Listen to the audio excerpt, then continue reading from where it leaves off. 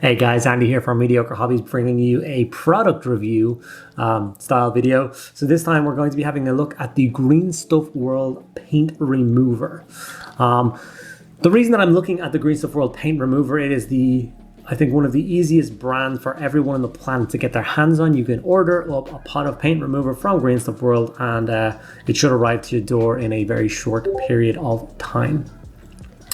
The reason I think this is important is if you went to, I don't know, 25 or 30 different hobbyists and asked them, hey, how do I strip miniatures? They would all tell you something with absolute confidence, and all of those answers would be different. And for anyone new to the hobby who've maybe, I don't know, made a mess of a model that they spent a lot of money on, or they're not quite happy with the paint job, or they've changed the scheme or anything like that, and this can be quite daunting. Who do you listen to? What's the best option and stuff like that?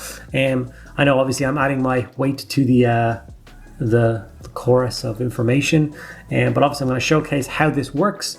Like I said, it's an easy place to get it. You don't have to go and try and find some weird chemical from some weird website or anything like that. You're going to go to a hobby website to pick up a hobby product to strip your miniatures, if that makes sense to you guys. So let's see how this stuff does.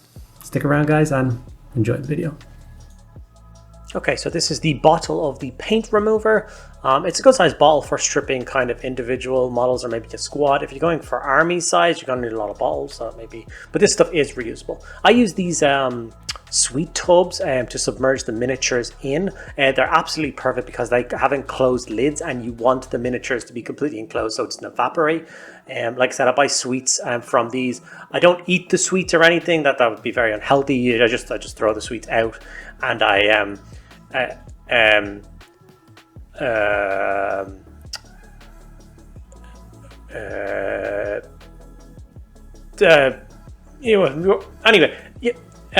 like I said, sweet tubs, so no sweets, and then I threw this.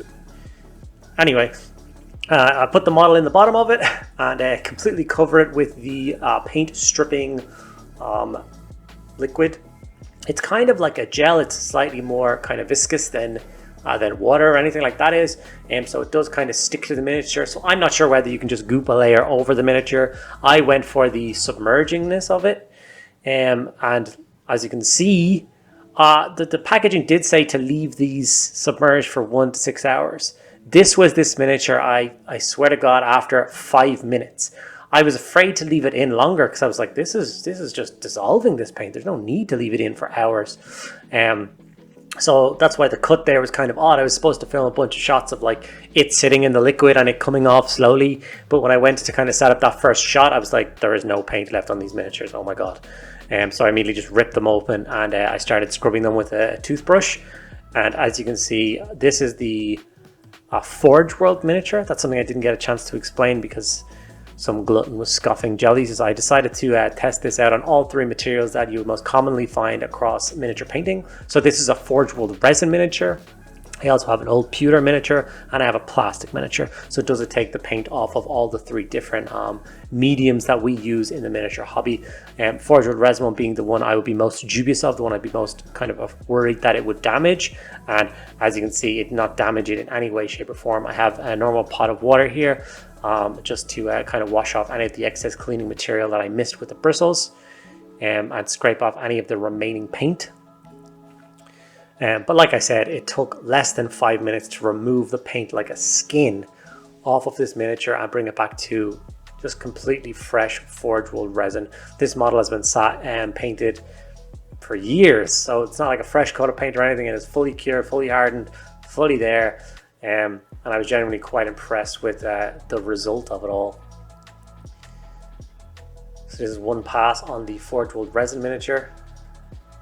Next, it's onto the, obviously what I do, make sure you put the lid back on the material afterwards. Like it says, this material can be reused several times. So I want to strip something else, I want to save it. You want to put the lid on so it doesn't evaporate. Stripping agents tend to evaporate. So you'll come back tomorrow and that'll be bone dry and it'll be gone. Plastic miniatures are always actually quite funny to strip because for some reason they grip the primer like super well. So all of the orange and stuff, all of the paint that I painted this miniature with is coming off completely now. It's going back to as if it was freshly primed. Obviously I want to get this thing back to plastic, so I've always found with plastic miniatures it kind of takes 2 go-arounds. So I kind of scrape it all off. Once it gets all of the paint off, then I submerge it back in the cleaning material and let it just work away on the primer a little bit more, then take it back out and give it a second scrub, and then before you know it, you're back to complete grey plastic. I did break one of the fins off the back of this guy while I was cleaning him. I think that's more to do with my heavy-handedness than anything to do with the cleaning agent itself. So I'm going to dunk this guy again, close it up, and I will come back to him again in another kind of 5 minutes after I've done the metal miniature and remove the remaining paint. So let's see how the metal miniature is going. And as you can see, coming out of the pot, it's almost completely clean. There's nothing left on this guy. It didn't hold the spray, it didn't hold the paint. It's all just fresh, beautiful, white tin, ready to receive a fresh coat of paint. The only bit that's sticking around his feet is with the basic material stuck on with PVA glue. I should have been using gloves all the way through this. I was actually kind of afraid that it would eat through gloves. I've had that happen with like acetone and isopropyl alcohols and stuff, that the gloves dissolve.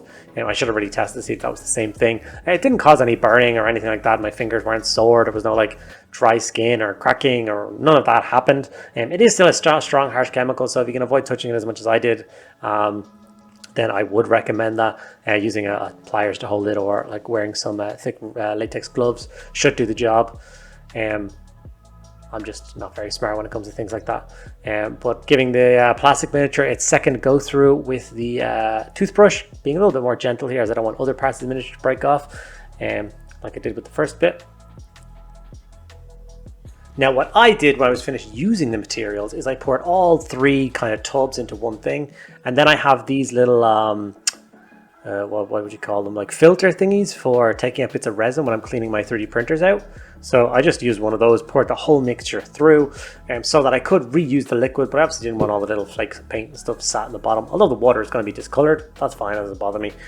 But as you can see, the amount of paint that's now in the bottom of this is actually clogging up the filtery bits, so I won't let the last bit of water or cleaning agent seep out. But I am happy that there isn't all of that paint still sat in my cleaning liquids. I don't know what exact negative effect it would have, but I'd just make cleaning more easy, I think. What I did then is, after they were all cleaned and all the agents was off them, I wanted to show you that the miniatures tend to, even after you've removed all the paint, they tend to be kind of stained and stuff. So what I'm going to do is I'm going to give these models a quick undercoat spray. So I'm going to spray them black, then I fill them with grey cere, like I do with pretty much all the models that I paint, and just show you what they look like, going from kind of dodgy paint jobs to cleaned off to ready to rock and roll and put fresh paint on. So first off is my custom Archon for my Dark Elder army, which I now know the scheme that I'm working through this guy with. So I'm delighted that he is ready to rock and roll again. Sorry, I had some focusing issues there, but I'm literally so happy that I can get this guy repainted up, because he was quite an expensive conversion. A Forge World model that goes with quite an expensive Inquisitor and Retinue that I'm glad that he's ready to rock and roll, and a beautiful Orc Captain. Okay guys, I think we can all agree that this stuff is pretty damn good. It worked better than I was expecting it to. I wasn't expecting it not to work, I just wasn't expecting it to work that fast.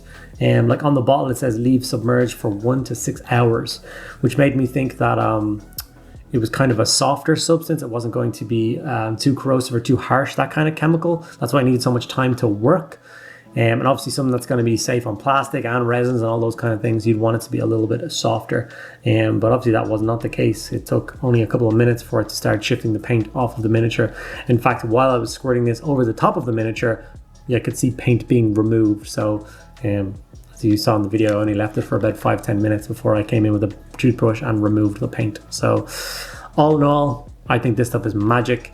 It is very easy. I'll give a link in the description below if you guys want to go and pick up a bottle for yourself. It's not an affiliate link or anything. It's nothing to do with me. It's not for my benefit. I just genuinely believe this is a great product. So thank you guys so much for watching the video. I hope you learned a little something. I hope you can go and strip some miniatures with confidence now, whether that be something you maybe aren't happy with yourselves, or maybe you picked up some secondhand miniatures and you want to paint them up in your own schemes, then I think this product is for you. If you guys enjoyed the video, make sure you drop a like. If you have any questions about anything I did in this video, how this product works, or anything else that I do, drop it in the comments below and I'll get back to each and every one of you guys. And if you are not already subscribed to my channel, it would mean the absolute world to me if you would take 2 seconds out of your day to hit that subscribe button now and help the growth of my channel. Thank you guys so much again, and I will catch you in the next video.